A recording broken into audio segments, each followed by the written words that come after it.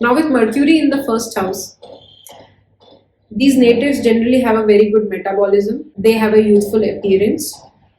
Generally, the hair doesn't grow white, turn white very soon. There's a childlike, I would not say childlike appearance, because youthfulness is the better word for this placement. So the youthfulness is there in these natives, and even it's the same case when Mercury is in the seventh house and it aspects the first, because every time a planet is aspecting the first house, it is having an impact in the physical body. That is one thing. So Mercury being in the first, as I told you, all of these things. I would also like to tell you that I have also noticed this quite weird thing about these people, and it's that because they are holding now the energy of the third house and the sixth house, they become very good problem solvers. Apart from very good problem solving abilities, they are good in mind games, like Ashlesha Nakshatra, very good with mind games, and it's ruled originally by Mercury. Revati Nakshatra, originally ruled by Mercury. Revati Nakshatra has a lot to do with learning. So these first house Mercury people are all about learning, unlearning, solving problems, having a good memory. The nervous system is, always pro for them. They eat good. But the point is that because it has a sixth house energy, so the focus is there on the daily routines. But the third house energy is very fickle minded, like the kids. Kids are usually, you will see that mothers have this one bite in their hands, and the kids are running around and they don't want to eat. So they can be picky eaters, or they can be very watchful eaters. Both things are possible with this Mercury in the first house. And when Mercury is casting its first aspect, the only aspect onto the seventh house, I mean to say, the seventh house matters become very systematic and organized, because sixth house is also systematic and organized energy, and third house is very communicative energy. So they become very communicative with the partners, business partners, life partner. They also, because seventh house here, again, whenever I'm saying that, whenever a planet is there in the first house, it will always have its seventh aspect, because all planets have their seventh aspect. I'm not talking about Rahu Ketu as of now, I'll come to that at the end. But when we're talking about especially planets like Venus, Sun, and Mercury, because Mercury reminded me of this particular point. Seventh house is also the sexual organs.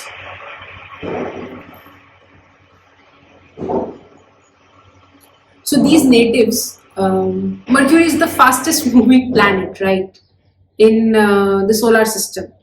If our Earth is taking about 365 days to complete 1 year, and calling it a rotation, it's I think only a few days for Mercury, that is 1 year. So the processing is quite fast, mental and all of it, and because that processing is fast, their mind gravitates towards different partners. The seventh house is exactly that, and it makes a person very sexually charged. Now, again, I'm telling you that there are aspects, nakshatra, zodiac sign, of course, because it's a nakshatra. The combust, retrograde, other factors are there involved, right? But this is a common pattern with Mercury 7th and 1st house. Just my observation. Depends upon other things. Then this may not be the case for you. So don't worry. Yeah. Another thing with Mercury is that because Mercury is a significator of our childhood, so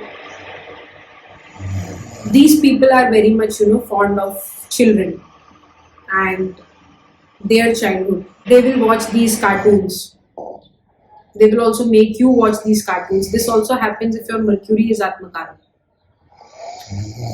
If your moon sign is sitting in the nakshatra of Mercury, and if your Lagna Lord's nakshatra is also if your Lagna's nakshatra is also sitting in the sign of Mercury.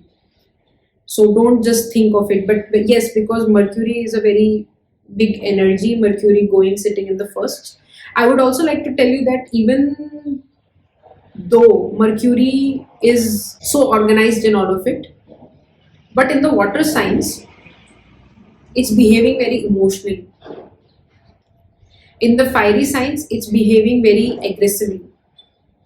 In the air signs, it's becoming it's coming in its natural form. It's coming out to be extremely intellectual and all of it.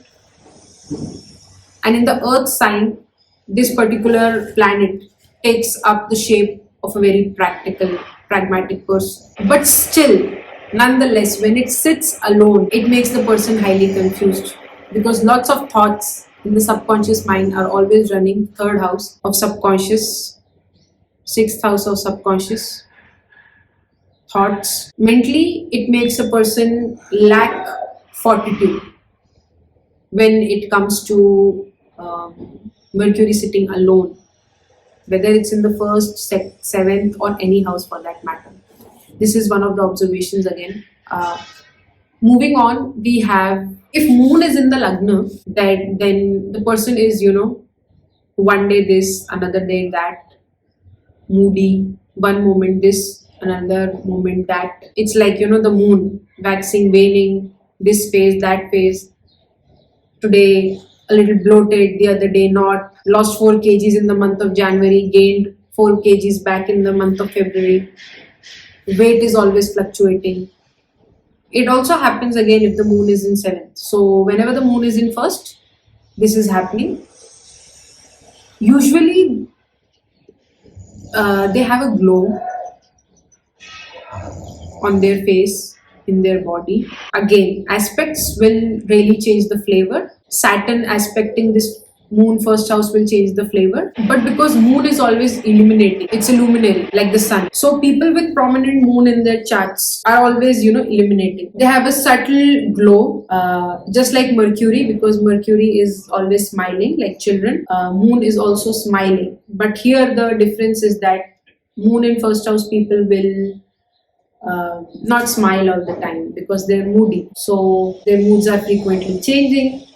They're very much attached to their mother. They're attached to women that are not their girlfriends or anything. Like if for a boy then girlfriends, and if for a girl then her girlfriends. It's not like that. It's more like that they are attached and they respect the feminine energy, and they themselves have a very good feminine energy. Because even if you are a man and you're watching this and you're like, why are you calling me feminine? There is no attack on people who have moon in the first house. It's just that there's this thing in yoga that Ida Pingla Sushma, right? Sushmana. We have this on the left side, we have the feminine energy of the body, then the right side we have the masculine energy. That's why whenever we are doing Surya Namaskar, in the fourth step of the Surya Namaskar, you're taking the first leg ahead, and then when you do again another set of it, because there are 2 sets of Surya Namaskar, you're taking the right one ahead, so that you're balancing the 2 energies in the body.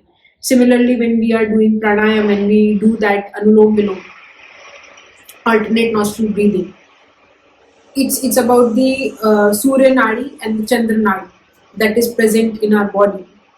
So the Chandra Nadi represents the feminine energies and the Surya Nadi represents the masculine energies. That's why these people with moon in the first house have mastered over their feminine energies, and they are here to master it more. Moon in the first house natives, because it's the 4th in the Kalpurush Kundli, originally the 4th house. So these people are very much attached to home, to the homely environment. They are also all up for food, because moon is a representation of food. Like for example, Mercury is very much about wind. It's an air sign.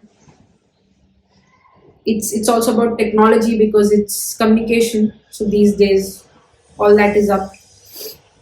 It's a very mental. It's a planet that holds mental energies. But for moon represents emotions. So this planet is, although it's a satellite, but considering it one of the Navgrahas, the 9 planets, this has all of your emotional energies. So the home becomes important, mother becomes important, the childhood memories, nostalgia. Moon, if well placed, people have good memory. To an extent, depending upon the planetary placement, I'm saying it again, they even can recollect their past life.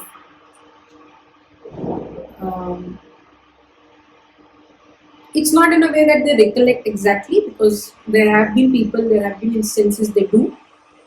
But here in this case, they are able to, recollect bits and pieces, and they're able to make sense of everything. Fourth house is the house of foundation, the psychological foundation. It's also the house of society, because it's opposite from the 10th.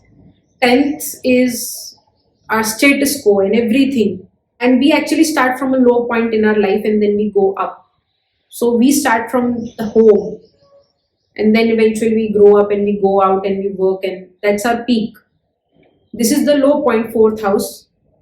The peak point, the highest point is 10th house, because it's the house of comforts. Moon in first house people have a lot of comfort in them, that at times becomes difficult for them to leave this comfort zone, to get out of this comfort zone that they are in. And when moon casts its seventh as its first aspect on the seventh house, then as usual, uh, the person becomes very emotional with the business partners in general. And moon is also a lot of sensual energy, because moon, Hasta Nakshatra is ruled by moon, Rohini Nakshatra is ruled by moon. These are sensual nakshatras. So when this is happening, it is again just like Mercury, making the person quiet, all of it in those areas, up for it. And because it's fickle mindedness, sometimes the partners of such natives get a little bit irritated with their fickle mindedness. And of course, because they have a lot of psychic energy, so such natives do well in spiritual subjects.